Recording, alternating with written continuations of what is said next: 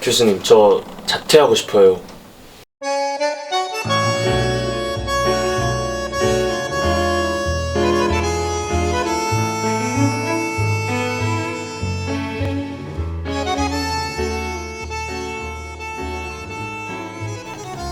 가뜩이나 제 미래가 불투명해서 점점 불안한데, 저희 동문과라는 과 자체가 솔직히 와닿지도 않고 뭐가 중요한지도 모르겠어요, 과가. 그러니까 동문과가 이제 뭔데요?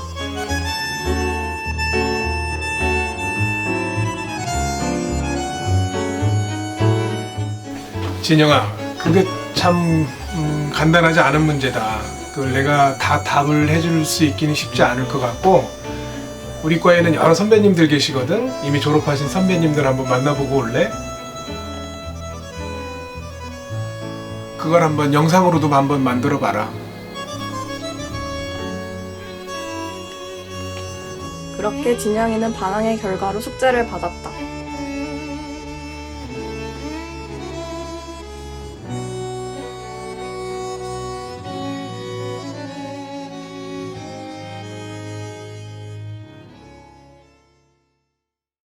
안녕하세요. 86학번 강재원입니다. 동국대학교 미디어 커뮤니케이션학과 교수로 있습니다. 05학번 김상순이라고 하고 검찰청에서 검사로 일하고 있습니다. 13학번 그리고 독사 때는 두디라고 불렸던 서수지입니다. 지금 현재는 강동고등학교에서 영어를 가르치고 있고 3학년 담임을 하고 있습니다.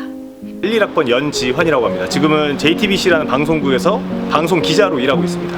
89학번 문미선입니다. 동문과 대학원 졸업을 하고 출판사 민음사에 입사해서 지금까지 한 25년 정도 문학책을 만드는 편집자로 일하고 있습니다. 07학번 장세희입니다. 저는 현재 CJ ENM에서 해외 마케팅팀 팀장으로 근무하고 있습니다. 07학번 최은영이고요. 지금은 제일객에서 일한 지 10년 차 프로님이라고 부르는 그런 사람입니다.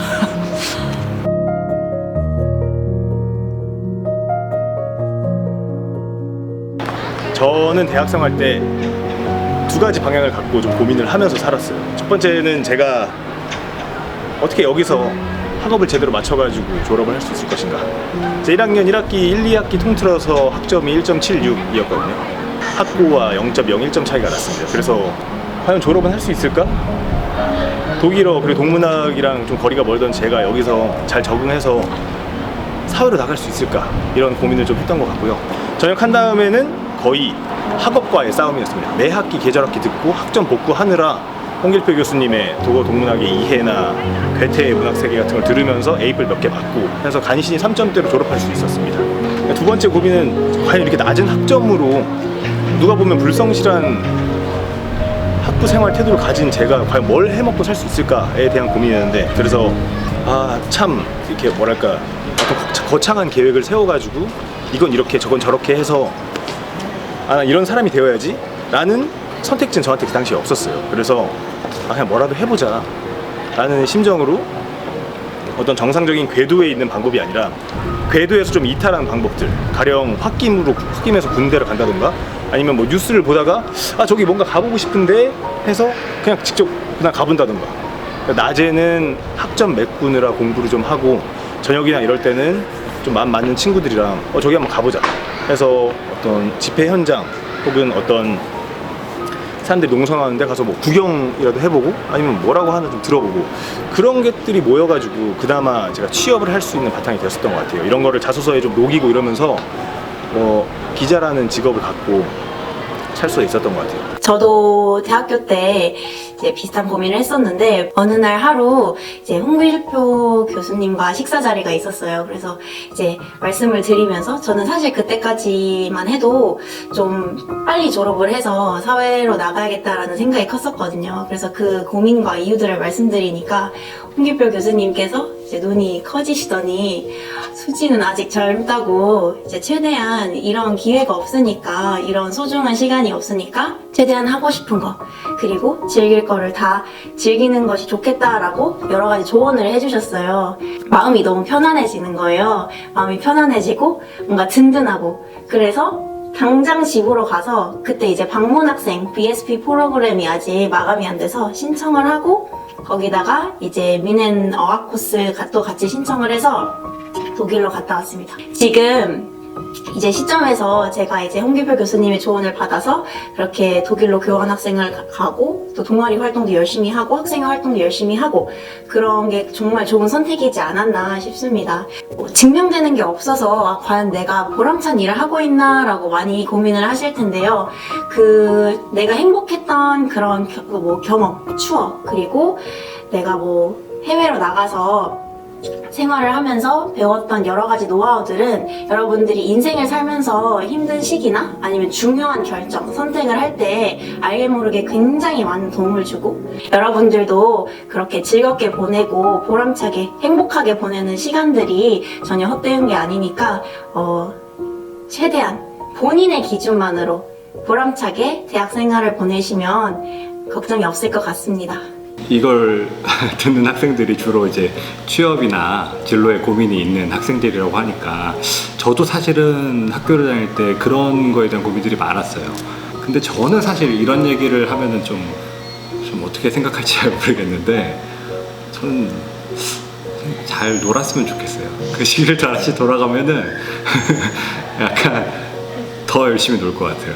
그런 시기들을 거쳐서 다들 노력을 하고 꿈을 꾸면은 결국은 자기가 원하는 대로 되거든요. 근데 그때 그러고 나서 돌이켜 봤을 때 그 학창 시절에 너무 여유가 없었다라는 생각이 들면 좀 아쉬움이 남더라고요. 다 잘 될 거니까 너무 무책임한가?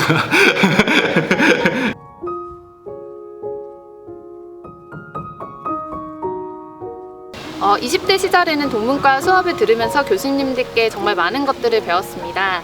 문학을 전공하면서 세상을 바라보는 눈을 많이 길렀고요. 그리고 얼마 전에 제가 결혼을 했었을 때는 김용민 교수님께 제 결혼식 주례를 부탁드릴 정도로 정말 저는 동문과를 정말 많이 사랑하고 제 인생과도 계속 같이 가고 있는 것 같습니다. 대학을 졸업하고 나서 지금 현재 일을 하고 있을 때도 동문과만의 네트워크가 정말 끈끈한 것 같습니다. 나에게 동문과란 내 인생이다. 동문과란 마법학교? 그거죠. 동문과란 호그와트 같은? 제가 혼자서는 알지 못했을 어떤 흥미를 일깨워주고 또 열심히 어떤 학문을 익힐 수 있는 동기부여를 해준 곳이었던 것 같아요. 나에게 동문과는 나를 제대로 보여줄 수 있는 하나의 자랑스러운 징표라고 생각합니다. 신방과 교수라서 늘 받는 질문이 있어요. 연세대학교 신방과를 나왔느냐라는 질문입니다. 저는 제 이력이나 소개할 때 늘 먼저 동문과를 나왔습니다 라고 말합니다. 자랑스럽게요. 그래서 나에게 동문과는 자랑스러운 징표입니다. 나에게 동문과란 친정입니다. 그냥 언제나 기댈 수 있고 뭔가 마음이 헛헛할 때 연락할 수 있는 동기들, 후배님들, 선배님들 그리고 교수님들 있어서 너무너무 마음에 정말 따뜻한 안식처고요. 여러분도 꼭 이 가족 같은 동문과에서 좋은 친구들 많이 사귀시고 꾸준히 좋은 관계들 맺으시기 바랍니다. 교수님, 저 동문과가 뭔지 답을 찾은 것 같아요.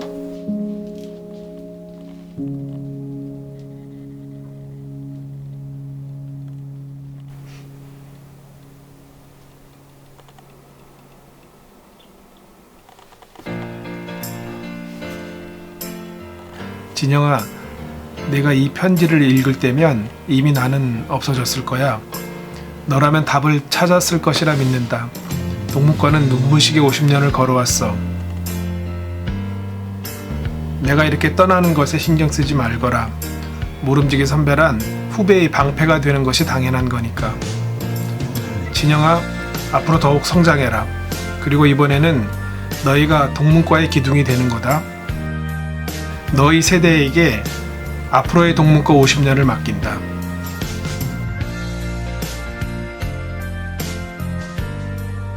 인생은 무겁지도 또 가볍지도 않더라고요. 인생에 대해서 늘 고민하고 또 고민하는 그런 모습이 좋습니다. 답은 정해져 있지 않아요. 일단 결정되면 무엇이든지 저질러 보는 것도 괜찮습니다.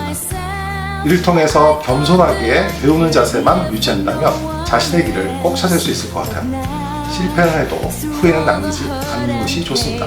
여러분의 미래가 궁금하시다면 제가 알려드릴게요.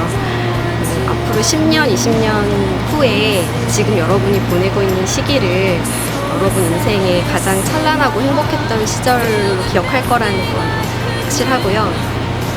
그러니까 답 없는 문제들로 고민할 시기에 지금을 누리시고 또 읽고 싶은 책을 한 권이라도 더 읽고 자기 것으로 만드세요. 그런 끈끈한 관계가 지금 뭐 35살이 되도록 꾸준히 이어지고 있고 진짜 의지가 너무 많이 되는 인생의 친구들입니다. 그래서 저는 그 학교 생활 하시면서 만나시는 친구 한 명 한 명 모두 소중히 여기셨으면 좋겠고 그 친구들이 정말 마음에 큰 위안이 될 거라고 생각해요. 인생에서. 연애하세요. 많이 사랑하세요. 솔직히 뭐 인생에 사랑 말고 뭐가 있나? 우리 아기 독사 친구들, 그리고 이제 어른 독사 친구들 모두 이제 지금 한창 엄청 행복할 수도 있고 또 고민이 많을 수도 있고 또 열심히 꿈을 향해서 나아가는 친구들도 있을 텐데 각자 어떤 자리에 있든 이제 서로에게 정신적으로 큰 힘이 돼주고 그리고 서로 있는 그대로 봐주고 서로 품어주고 그런 끈끈함이 계속 되었으면 좋겠습니다. 저 또한 이제 동기들, 우리 독사 동기들, 선배들 그리고 교수님들로부터 굉장히 다들 저를 있는 그대로 봐주시고 제가 무슨 일을 해도 응원해주시고 뭐 칭찬해주시고 품어주시고 했던 것처럼 여러분들도 서로서로 굉장히 끈끈하고 화목하게 이제 잘 지내셨으면 좋겠습니다. 파이팅 독사사랑. 후배님들께 드리고 싶은 말씀은 좀 뭐라도 하셔야 된다. 그냥 움직이시면 된다라는 걸 말씀드리고 싶어요.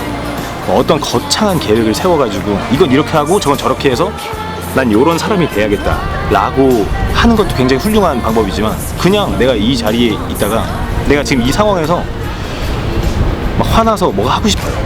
그러면 그거 한번 해보고 아니면 뭔가를 해야 되는데 한번 거절도 해보고 그냥 그리고 진짜 어떤 수업에서 발표 같은 거 그런 작은 거라도 좀 적극적으로 한다던가 약간 요런 게 쌓이면 그냥 뭐라도 벌어먹고 살 수 있는 것 같아요. 왜냐면 연세대학교 동문과란 대단히 좋은 뒷백을 가지고 있으니까 하나하나 그냥 모여서 어떻게든 벌어먹을 수 있는 사람으로 만들어주는 것 같습니다.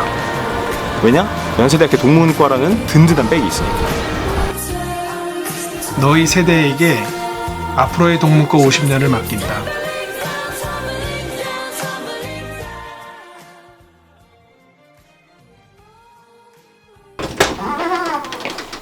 교수님 자퇴하고 싶어요. 동문과가 뭔지 모르겠어요. 이번에 동문과 100주년 기념 영상을 만들면서 그 답을 한번 찾아보는 건 어때? 영상 편집을 할 수 있지?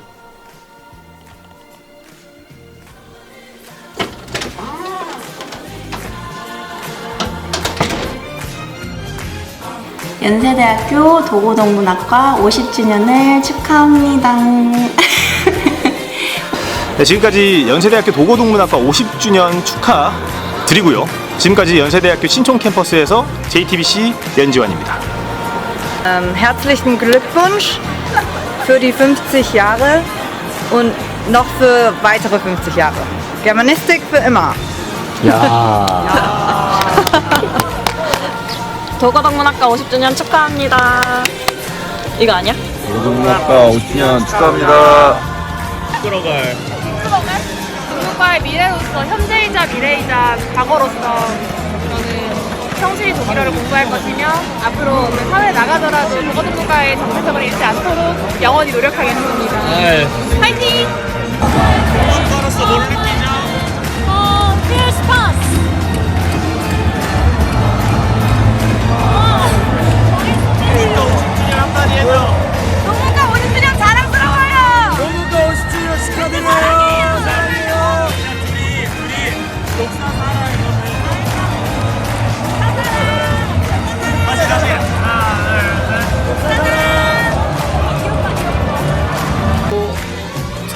4학년이어서 이제 동문과에서 함께한 지 4년밖에 안 됐지만 50주년이라니까 되게 신기하고 앞으로 오래오래 가는 동문과가 되면 좋겠습니다. 파이팅! 네, 잘하셨어요. 네, 감사합니다. 아유. 하나, 둘, 셋.